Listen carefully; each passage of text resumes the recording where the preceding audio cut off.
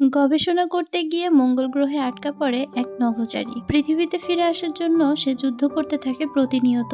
তার ফিরে আসার জার্নিটা হয়তো আপনাদেরও অনেক ভালো লাগবে। তাহলে চলুন এক্সপ্লেন করা যাক মুভিটা। গল্পের শুরুতে আমাদেরকে মঙ্গল গ্রহটাকে দেখানো হয়, যেখানে নাসার তরফ থেকে 6 জন নভোচারীকে পাঠানো হয়েছে গবেষণা করার জন্য। তাদের কাজ ছিল মূলত মঙ্গল গ্রহের মাটি সংগ্রহ করে পৃথিবীতে নিয়ে আসা। তারা তাদের কাজ করছিল আর পৃথিবীতে থাকা নাসার টিমের সঙ্গে সার্বক্ষণিক যোগাযোগ করছিল। হঠাৎ পৃথিবীতে থাকা নাসার টিম একটি ওয়ার্নিং পায়। তারা জানতে পারে তাদের মিশনের জায়গা থেকে একটু দূরে একটি বড় ধুলোচ্ছর তাদের গবেষণার জায়গায় আসতে চলেছে। নাসার টিম তখন মিশনের কমান্ডার লুইসকে এই ঘটনাটি জানায়। লুইস ঝড়ের গতিবেগ দেখে এই মিশন এখানে স্টপ করে পৃথিবীর উদ্দেশ্যে যাত্রা শুরু করতে চায় কিছুক্ষণের মধ্যেই। তারা যখন তাদের মিশন বেস ক্যাম্প ছেড়ে ফ্লাই অবজেক্টের দিকে আসতে থাকে, তখন ঝড়ের গতিবেগ বেশি থাকার কারণে তারা সবাই ঝড়ের কবলে পড়ে যায়। আর এই সময় একটা বিপদ ঘটে যায়। উদ্ভিদ বিজ্ঞানী মার্ক ওয়াটনি ঝড়ের সাথে উড়ে আসা একটা অ্যান্টেনার সাথে ধাক্কা খেয়ে ছিটকে যায় এবং সাথে সাথে তার সাথে যোগাযোগ বিচ্ছিন্ন হয়ে যায়। কমান্ডার সহ বাকি সবাই তাকে খুঁজতে থাকে, কিন্তু ঝড়ের তীব্রতার জন্য পরিস্থিতি খারাপ হতে থাকে আর তাদের মহাকাশযানটিও একদিকে হেলে পড়তে শুরু করে। তাই কমান্ডার লুইস পাইলট মার্টিনেসকে ম্যাপ স্টার্ট করে একটি স্পেসশিপের সাথে কানেক্টেড করতে বলে। এখন তাদের মিশনটি স্টপ করে পৃথিবীর উদ্দেশ্যে রওনা দিতে হচ্ছে। তারা ধরে নিয়েছিল মার্ট হয়তো মারা গিয়েছে, কারণ তাদের ক্যালকুলেশন অনুযায়ী এই তীব্র ঝড়ের মধ্যে মার্ট সর্বোচ্চ 1 মিনিট বেঁচে থাকতে পারবে। তাদের কাছে আর কোনো অপশন না থাকায় তারা মার্টকে রেখে পৃথিবীর উদ্দেশ্যে যাত্রা শুরু করে। এমনকি নাসার অথরিটি ডিরেক্টর প্রেস কনফারেন্স ডেকে মার্টের মৃত্যুর ব্যাপারে সবাইকে জানিয়ে দেয়। এরপর দেখানো হয় মঙ্গল গ্রহে, যেখানে মার্ক এখনো জীবিত অবস্থায় ছিল।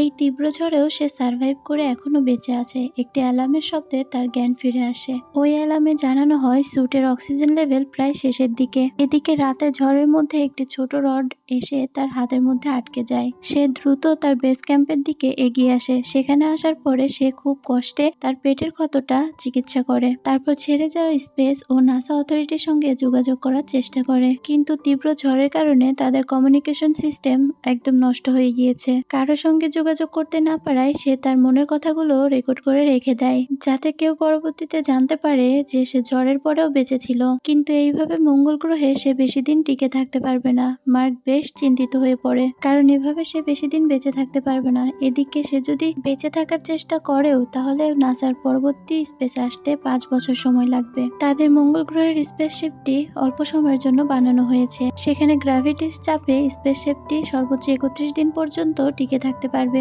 এছাড়াও যদি অক্সিজেন সাপ্লাই বন্ধ হয়ে যায়, তাহলে এর আগেই সে মারা যাবে। এরপর সে বাকি নভোচারীদের খাবার একসঙ্গে করে হিসাব করতে থাকে যে সেগুলো দিয়ে সে কতদিন বেঁচে থাকতে পারবে। মার্ক এই খাবার দিয়ে 300 দিন পর্যন্ত চলতে পারবে, আর যদি সে কম খায় তারপরও 400 দিন পর্যন্ত সে বেঁচে থাকতে পারবে। কিন্তু এগুলো দিয়ে তার 4 বছর চলবে না। কিন্তু মার্ক অনেক আত্মবিশ্বাসী, যে করে হোক তাকে 4 বছর পর্যন্ত টিকে থাকতেই হবে। কিন্তু মঙ্গল গ্রহের মতো একটা জায়গায় যেখানে পানির কোনো অস্তিত্বই নেই। পরদিন ওয়াশরুমে গিয়ে ফ্লাশ করার পরে তার মাথায় একটা অদ্ভুত প্ল্যান আসে। ফ্রিজ থেকে কিছু আলু নেয় এবং সেগুলো চাষাবাদ করার জন্য প্রস্তুত করতে থাকে। যদিও চাষাবাদের সম্ভাবনা এখানে 1%ও নেই, তারপরও সে শেষ চেষ্টা করতে চায়। সে চাষাবাদের জন্য একটা উপযুক্ত চেম্বার তৈরি করে। সে পুরো জায়গাটা মাটি দিয়ে সমতল করে দেয় এবং তার মল দিয়ে তৈরি সার সেই মাটিতে মিশিয়ে দেয়। তারপর সেখানে আলু লাগিয়ে দেয়। এই সব কিছুর পরেও তার সামনে একটা বড় সমস্যা এসে দাঁড়ায়, সেটা হচ্ছে পানির সমস্যা। কারণ আলুর চাষ করতে হলে প্রচুর পানির প্রয়োজন হয়। মার্ক তখন সোলার প্যানেলগুলো ঠিক করতে থাকে।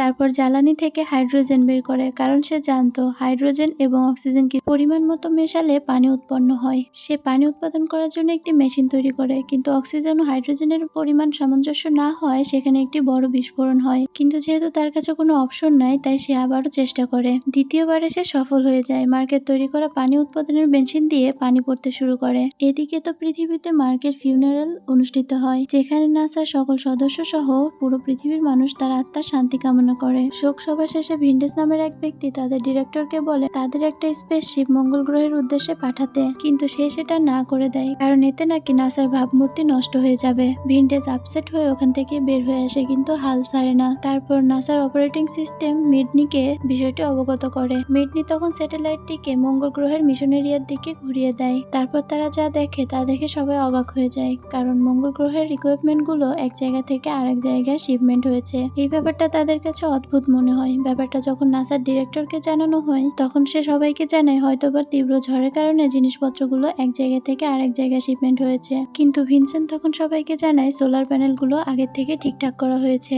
তখন সবাই বুঝতে পারে মার্ক হয়তো এখনো বেঁচে আছে এবং সে জীবিত থাকার জন্য এখনো সার্ভাইভ করে চলেছে। কিন্তু এই বিষয়টি ডিরেক্টরকে বিপাকে ফেলে দেয়, কারণ তারা প্রেস কনফারেন্স করে সারা পৃথিবীকে জানিয়ে দিয়েছে মার্কের মৃত্যুর বিষয়টি। কিন্তু সবকিছুর পরও আবারও প্রেস কনফারেন্স করে সবাইকে জানিয়ে দেওয়া হয় মার্ক এখনো বেঁচে আছে এবং তাকে ফিরিয়ে আনার জন্য নাসা যথেষ্ট চেষ্টা করছে। এদিকে মার্ক প্রায় 54 দিন সার্ভাইভ করে ফেলেছে, কিন্তু আজ সে দেখতে পায় একটা আলুর বীজ থেকে একটা অঙ্কুর বেরিয়েছে। এটা দেখে সে অনেক খুশি হয়ে যায় এবং তার মধ্যে একটা আত্মবিশ্বাস জেগে ওঠে। এরপর সে হিসাব করে দেখে তার জায়গা থেকে প্রায় 32 কিলোমিটার দূরে নাসার নেক্সট স্পেসশিপটা অবতরণ করবে। আর তার কাছে যে রোভারটি আছে সেটা এক চার্জে বড়জোর 32 কিলোমিটার পর্যন্ত যেতে পারে। তারপর আবার চার্জ করে আবার যেতে হবে। এভাবে ভেঙে ভেঙে যেতে তার প্রায় 50 দিন পর্যন্ত সময় লাগবে। সে একটা বুদ্ধি বের করে, সেখানে দুইটা রোবট থাকায় দুইটা রোবটের ব্যাটারি এক জায়গা করে। পরদিন সে পরবর্তী মিশন এলাকায় যেতে চেষ্টা করে, কিন্তু মঙ্গল গ্রহের তাপমাত্রা রাতে খুবই কমে যায়, যার কারণে সে সেদিন ব্যর্থ হয় যেতে। তারপর সে পুনরায় আবার হাবে চলে আসে। এভাবে অনেক দিন চলে যায়, কিন্তু মার্ক সেই স্থানে যেতে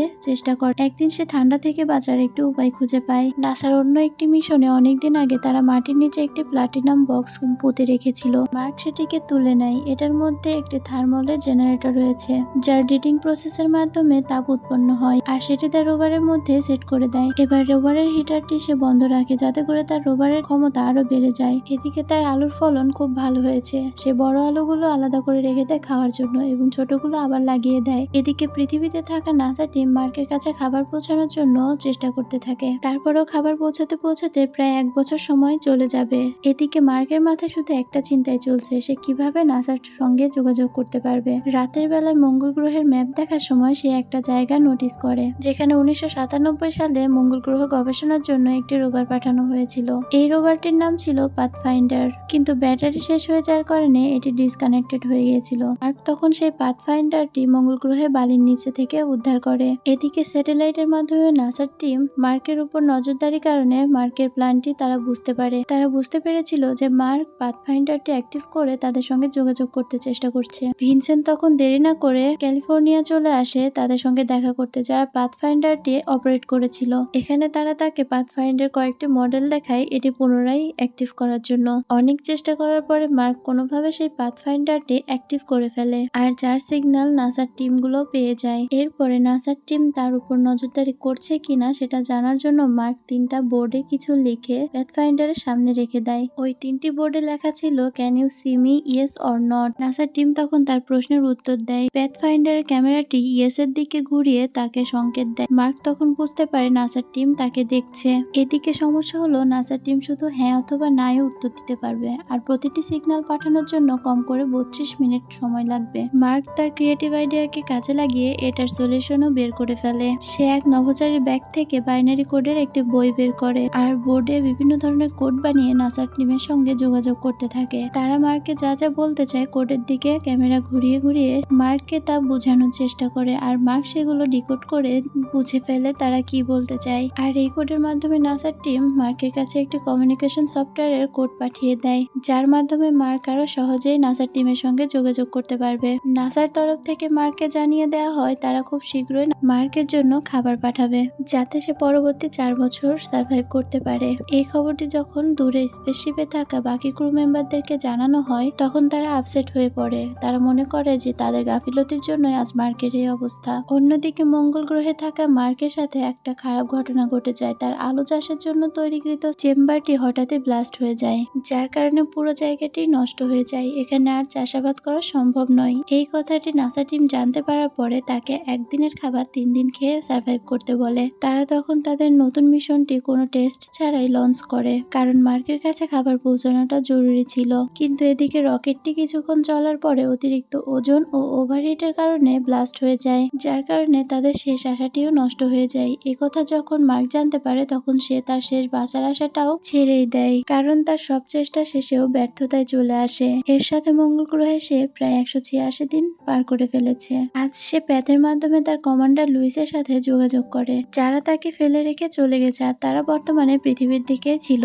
মার্ক তাদেরকে বলে যদি সে মারা যায় তাহলে যেন তারা তার বাবা মায়ের দিকে খেয়াল রাখে। তাদের বাবা মাকে বলে যে সে মারা গেছে। সে তার কাজের প্রতি অনেক লয়াল ছিল। মার্ক তাদেরকে আরো বলে সে কিছুতেই হাল ছাড়বে ছাড়বে না। সে সব ধরনের পরিস্থিতির জন্য প্রস্তুত।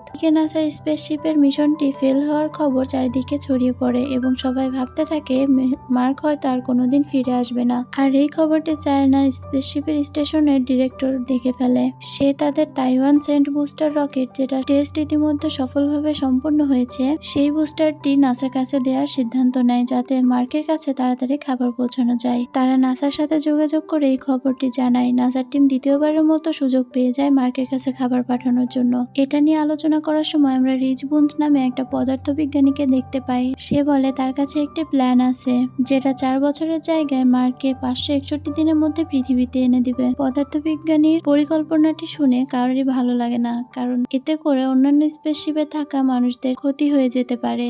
কারণ এটার ফলে তাদের সেই মিশন 561 দিন আরো বেড়ে যাবে। এর সাথে বাকি ক্রুদের জীবনও মারাত্মক ঝুঁকিতে পড়তে পারে। একজনের জন্য এতগুলো জীবন তারা ঝুঁকিতে ফেলতে চায় না, তাই নাসার ডিরেক্টর এটিকে না করে দেয়। কিন্তু এই পরিকল্পনাটি নাসার কোনো এক মেম্বার ক্রুদের কাছে পাঠিয়ে দেয়। এরপর ক্রুরা সব আলোচনা করে সিদ্ধান্ত নেয় যে তারা তাদের সহযোগী মার্ককে বাঁচাতে মঙ্গল গ্রহের কক্ষপথে আবারও যাবে। তাই তারা প্ল্যান অনুযায়ী পৃথিবীর কক্ষপথে একটা পাক খেয়ে মঙ্গল গ্রহের উদ্দেশ্যে আবার যাত্রা শুরু করে। স্পেসশিপটার গতিপথ দেখে নাসার সদস্যরা বুঝতে পারে যে তারা আবারও মার্ককে উদ্ধার করতে যাচ্ছে। তাই তারা চায়নার সাহায্যে খাবার লোড করে রকেটটিকে লঞ্চ করে দেয়। বুস্টার রকেটটি পরবর্তীতে হারমিস স্পেসশিপ পর্যন্ত খাবারগুলো পৌঁছে দেয় এবং হারমিস মহাকাশযানটি গ্র্যাভিটির টানে মঙ্গলের দিকে অগ্রসর হতে থাকে। এদিকে মার্ক মঙ্গল গ্রহে 219 দিন পার করে দিয়েছে। বর্তমানে সে একদিনের খাবার 3 দিনে খাচ্ছে, যার কারণে সে অনেকটাই শুকিয়ে গিয়েছে। হারমিসে থাকা ক্রু মেম্বাররা মার্ককে সবকিছু জানিয়ে দেয়। তাই পরদিন মার্ক তার রোবটটিকে নিয়ে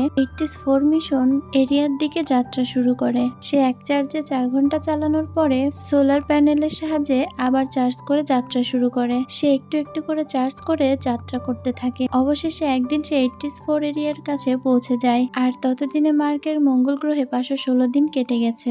এখানে আসার পরে মার্ক আরেকটি সমস্যার সম্মুখীন হয়। ফুয়েল সংকটের কারণে ম্যাপ নিয়ে মঙ্গল গ্রহের কক্ষপথে যেতে এটির ওজন তাকে আরো কমাতে হবে। নাসার প্ল্যান অনুযায়ী ম্যাপটির বিভিন্ন অংশ খুলে সেটার ওজন কমানো হয়। সব কাজ শেষ হবার পরে মার্ক ম্যাপটিকে চালু করে মঙ্গল গ্রহের উদ্দেশ্যে রওনা দেয়। অন্যদিকে ক্রুদের দল হারমিস নিয়ে মঙ্গল গ্রহের কক্ষপথে পৌঁছে গিয়েছে। কিন্তু হারমিসের স্পিড অনেক বেশি থাকায় আরেকটি সমস্যা এসে হাজির হয়। কারণ মার্ক যদি সঠিক সময়ে এসে পৌঁছাতে না পারে তাহলে তারা মার্ককে উদ্ধার করতে পারবে না। বাধ্য হয়ে তারা একটি বোম বানিয়ে স্পেসশিপটির মাথার দিকে লাগিয়ে সেটাকে ব্লাস্ট করে অক্সিজেন লেভেল কমিয়ে দেয়। আর তখন মার্ককে রেস্কিউ করার জন্য কমান্ডার লুইস দড়ির সাহায্যে বের হয়ে আসে। দূরত্ব বেশি হওয়ার কারণে তারা এক হতে পারছিল না। আর মার্ককে যদি লুইস ধরতে না পারে তাহলে মার্ক চিরদিনের জন্য মহাকাশে হারিয়ে যাবে। মার্ক তার স্যুটের হাতার মধ্যে ছিদ্র করে দেয় যাতে তার ভেতরের অক্সিজেন বের হওয়ার চাপে সে আরো দ্রুত তার দিকে ছুটে যেতে পারে। কিন্তু অক্সিজেনের চাপ বেশি থাকায় কমান্ডার লুইস মার্ককে ধরেও ছেড়ে দেয়। ভাগ্য ভালো থাকায় সামনের দড়ির সাথে মার্ক আটকে যায়। পরে কমান্ডার লুইস তাকে উদ্ধার করে নেয়। এভাবে অনেক কষ্টের পরে তারা প্রত্যেকেই সফল হয় এবং মার্ককে তাদের স্পেসশিপে নিয়ে চলে আসে। আর এই খবর শোনার পরে সবাই অনেক বেশি খুশি হয়ে যায়। আর এই সবকিছুই তখন পুরো দুনিয়ার মধ্যে লাইভ টেলিকাস্ট হতে থাকে। পৃথিবীর সবাই যখন জানতে পারে মার্ক ওয়াটনিকে সফলভাবে রেস্কিউ করা হয়েছে তখন সবাই অনেক বেশি খুশি হয়ে যায়। তারপর অনেকদিন পরের দৃশ্যে আমরা দেখতে পাই মার্ক সফলভাবে পৃথিবীতে পৌঁছানোর পরে সে একজন সার্ভাইভাল ইনস্ট্রাক্টর হয়ে গিয়েছে। সে এখানে স্টুডেন্টদেরকে শেখায় কিভাবে মঙ্গল গ্রহে গিয়ে সার্ভাইভ করতে হয় এবং সে কিভাবে টিকে ছিল এত প্রতিকূলতার মাঝে সেটাও সে সবাইকে জানায়। আর এই দৃশ্যগুলো দেখিয়ে সিনেমাটি এখানে শেষ হয়। আপনাদের যদি আমার এক্সপ্লেনেশন ভালো লাগে তাহলে অবশ্যই ভিডিওতে একটি লাইক করে সাবস্ক্রাইব করে যাবেন। ধন্যবাদ সবাইকে পুরো ভিডিওটা দেখার জন্য।